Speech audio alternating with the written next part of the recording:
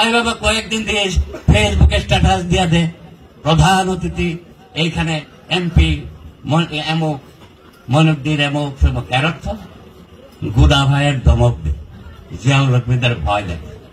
আর এখন পর্যন্ত তো আমি এমপি আমি স্বীকৃতি দেই নাই, কারণ আমি তো জানি নির্বাচনটা কি হয়েছে। 26,000 ভোট যেখানে জালিয়াতি হয় সেখানে এমপি কে? তাহলে আপনি কেন প্রতিবাদ করলেন না? কেন বিশ্বরোধ অবরোধ করলেন না? লাভ কি?